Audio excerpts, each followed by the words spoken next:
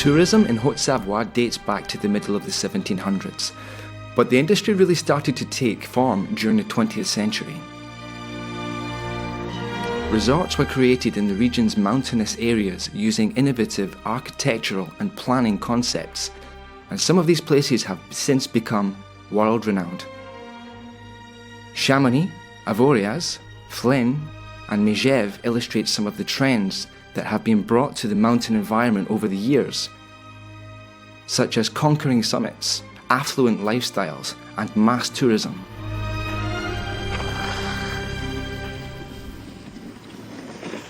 At an altitude of 1,600 meters, Flaine is a true mountain resort. It was built from scratch above the Gifre Valley in the French Alps during the post-war economic boom, and provides exceptional views over the Mont Blanc.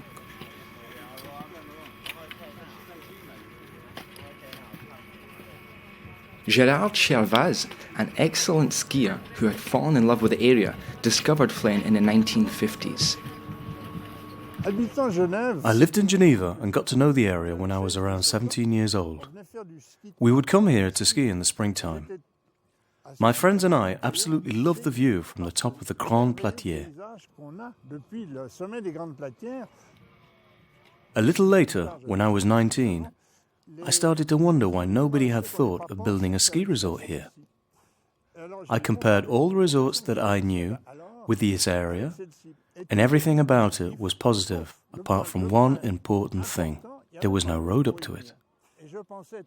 As I was very young, I didn't think I was capable of creating a resort like this. However, Mr. Martin, a friend from a mountaineering club with whom I had done a lot of climbing, became really enthusiastic about my idea and said, well, why not?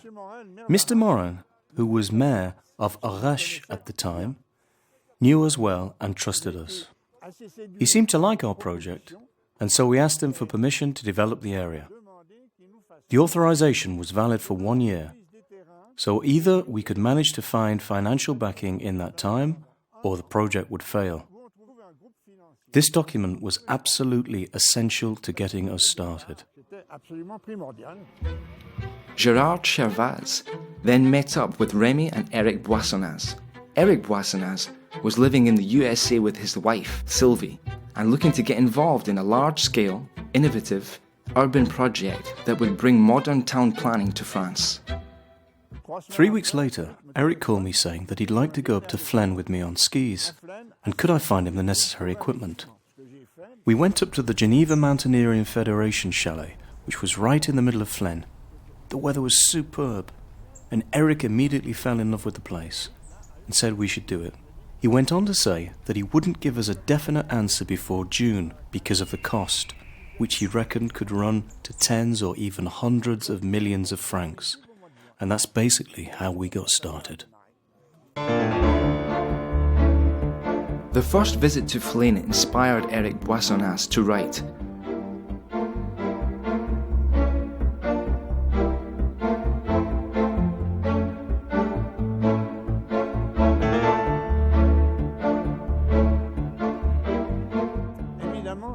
I had obviously been inspired by the construction of Courchevel, which had also been built from scratch. I went to see Pradel to discuss the project with him. He was very enthusiastic, but said we couldn't do it on our own, and that we should get Chappie involved. Chappie was more of a town planner than an architect, and became part of the core group that worked on the project from the beginning. So this little group that I'd put together set about designing the resort. My parents lived in the USA for a long time, in a little town near New York called New Canaan. 4 famous architects lived there, the 2 main ones being Marcel Breuer and Philip Johnson. Eric Boissonnas had to get the local councillors on his side. The board of councillors agreed to the plan because Eric told them that Marcel Breuer would be involved. Breuer was a very well-known and respected architect who had worked at Bauhaus School of Design. So the board voted to build a ski resort here at Flaine. Breuer was much more friendly and pleasant than Johnson, And my father considered this to be a very important attribute in an architect who would be building a new town in a foreign country. That person would have to establish links and collaborate with many people. And the fact that Breuer was so easygoing was a very important factor.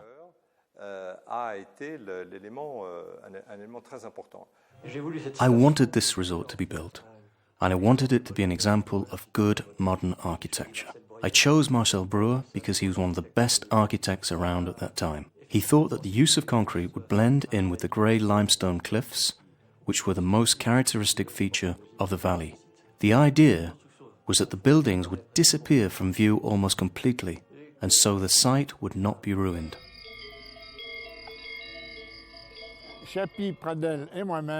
Chapis, Pradel and I collaborated with Breuer, but Chapis and Pradel didn't get on very well.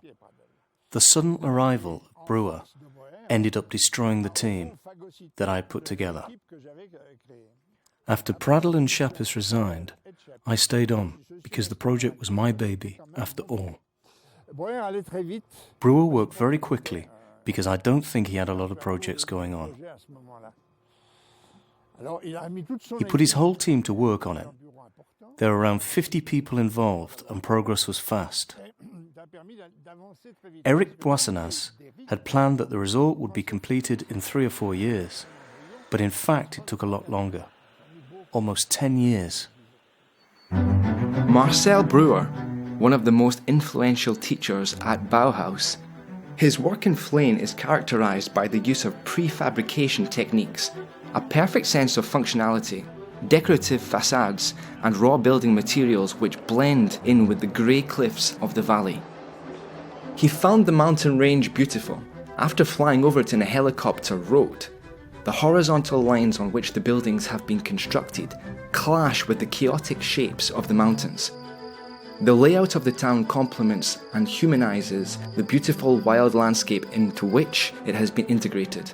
I adopted the principle of light and shade, and the architecture of Flaine is an example of this. The facade of the buildings are shaped like the points of a diamond, and when the sun strikes their faces, it reflects off them, lighting them up."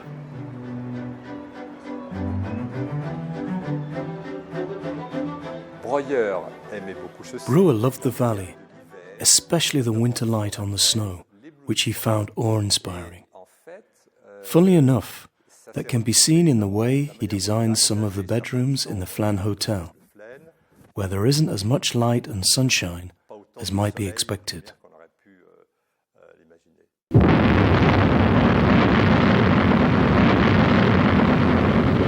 The construction of the resort started in 1963, but was interrupted the following year because of the difficulties in obtaining land for the road.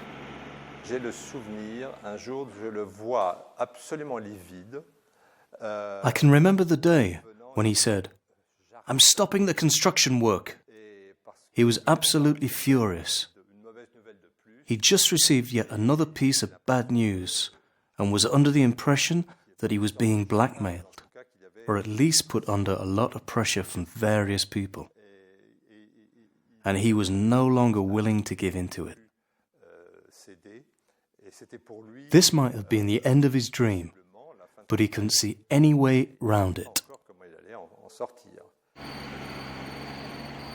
As the road still wasn't finished, it was very difficult to transport construction materials to the building site. Breuer's solution to this problem was to build a factory in the valley that could produce the prefabricated concrete components that were required. The present mayor of Maguelone remembers this time. This is where the factory that produced the prefabricated components was located. It was built in the 1960s, and the components were manufactured in the building you can see opposite. They were taken here to the cable car station.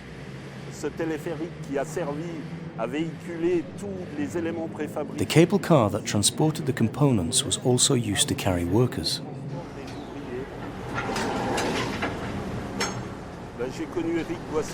I got to know Jacques Boissonnas after 1983 when I became mayor.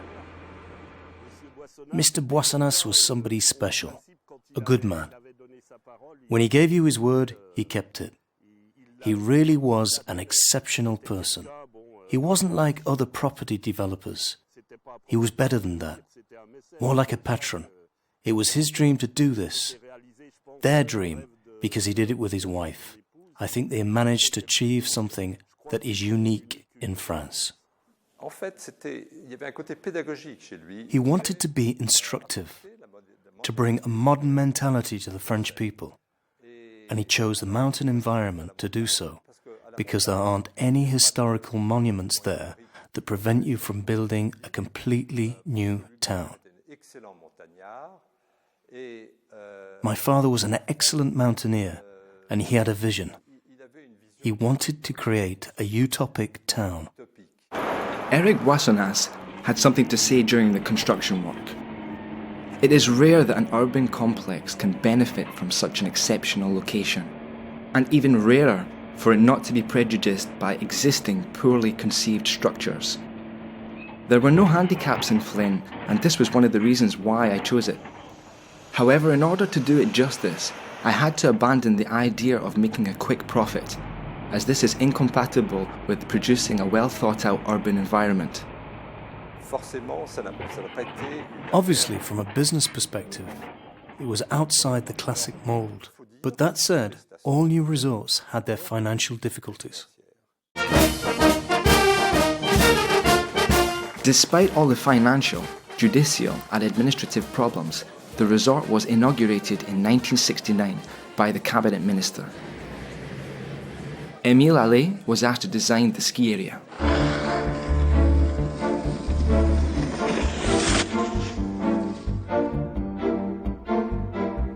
Marcel Breuer planned the resort in such a way that the buildings all faced south and were organised on 3 levels which were aligned with the natural cliffs.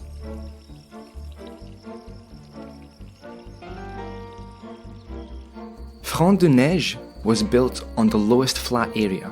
It is a collection of relatively low buildings which hide the cliff they are built against. Flaine Forum is on the next level up. It has a wide open view eastwards to the ski slopes.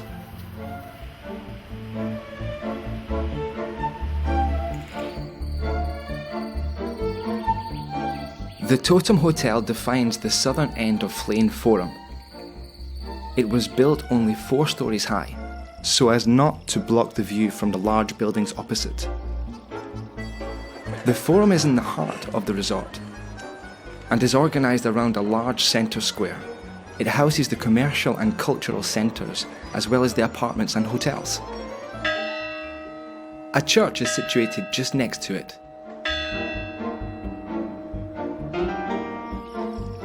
To the west, jutting out over the natural cliff face, is Flaine Hotel. Its spectacular overhanging profile highlights the cliff beneath and the surrounding landscape. The Flaine Hotel and Betelgeuse apartment block were the first buildings to be constructed in the resort. Marcel Breuer pulled out of the project in 1977, and his role was taken over by Mario Josa and Daniel Chiquet, his Parisian partners who had been with him from the start. They were responsible for overseeing the construction of the final part of the resort, which was to be situated on the highest level and designed to allow car access. The buildings of Flaine Forêt are built in a similar style to Breuer's, and situated on either side of the central avenue. In order to facilitate transport between Flaine Forum and Flaine Forêt, 2 lifts were constructed. Designed in classic Bauhaus style, the cabins run along an inclined metal rail which is supported by concrete platforms. They are painted orange to add a colour dynamic to the monochromatic surroundings. On the south side of the road, at the lower level and only just visible, are a number of smaller buildings. They are linked to the road by a wooden walkway. At the far end of the road next to the ski area, Grand Van's apartment block was left to Gérard Chervaz to design.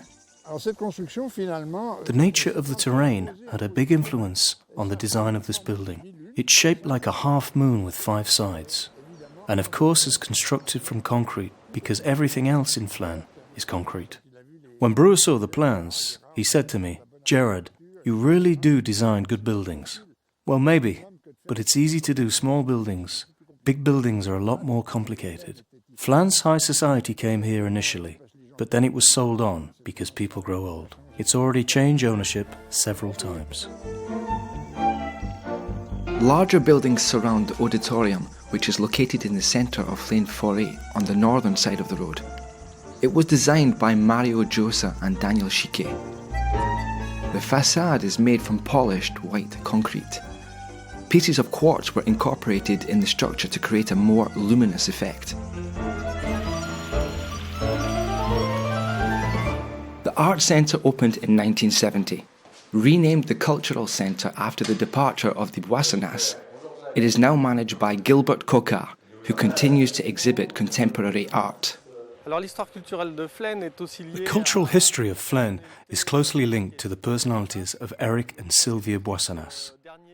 They can be considered the patrons of Flaine, as they were responsible for the creation of the art centre, the exhibitions, the huge sculptures that can be seen around the town, and the classical music courses that are run in the auditorium. I'm lucky enough to have played musical instruments, such as the piano and the organ, although obviously I do so less now that I'm older. I've always thought that music was essential and that its possibilities should be promoted within society. The Paris School of Music organises a festival here that we call the Music Bath.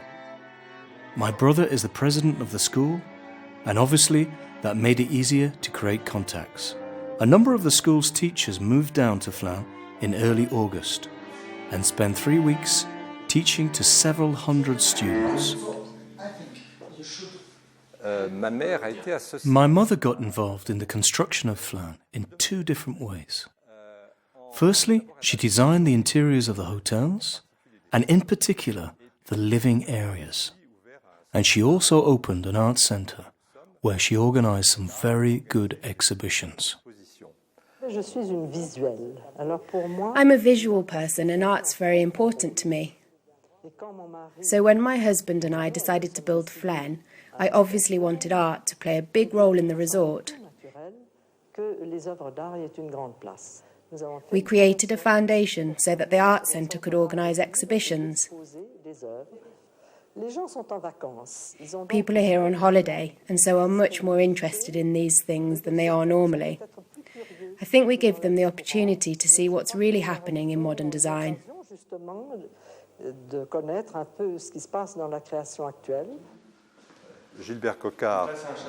Gilbert Coquart has continued to run the centre in the same spirit as my parents. He does his best to put together quality exhibitions with limited resources. He focuses on contemporary art and on young artists who often come from this area. We are really grateful for what he has achieved. It is always a pleasure to come here, and my friends enjoy it too.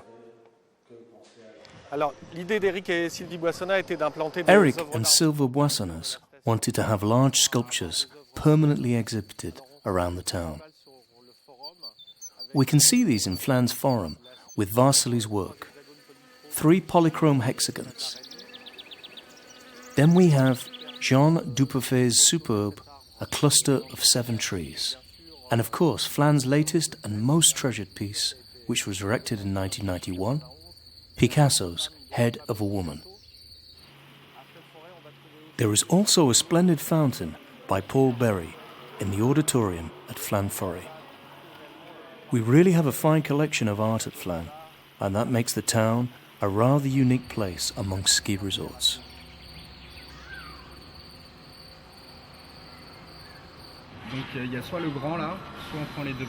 Guillaume Relier was a young architect who worked for Christian Hovet and who knew Flaine very well. After Hovet's death, Relier was asked to oversee the construction of the centre apartment block, which is situated between 2 of Breuer's buildings in Flaine Forum. The Centaur building is fully integrated into Marcel Breuer's layout with regards to its shape, its design, and also the building materials used. Breuer constructed its buildings using prefabricated concrete components, and this technique was an essential element in their design and also their construction. We used the same diamond shapes as he did around the large windows that you can see at the base of the swimming pool. We incorporated tilted surfaces into the walls surrounding these windows. And although we didn't use the same technique that Breuer used, aesthetically, it gives a similar result. This is Flaine's future swimming pool. The original pool was a simple affair with glass walls, which gave a view across the mountains. We worked on frames, and particularly on how much light specific frames let in. You get a view from low down at water level, and different views from higher up that frame, the mountains and the landscape. That gives us a whole variety of different lighting effects that change throughout the day, especially with the reflections off the water. It's under construction at the moment, but in the end, we'll have a stainless steel swimming pool in very contemporary surroundings. The raw concrete facade of Flaine's buildings fascinate some people, but don't appeal to others. They urge one to look beyond the external appearance and to focus on substance. The artistic value of the architecture is there to be discovered.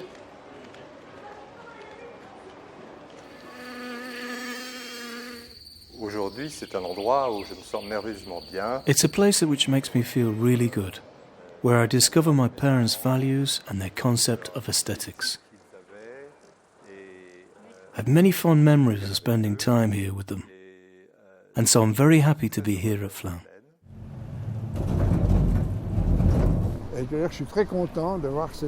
I'm very pleased to see that the resort functions well, that it's busy, that it caters to the biggest ski area in Haute-Savoie, and that people are absolutely thrilled with the place.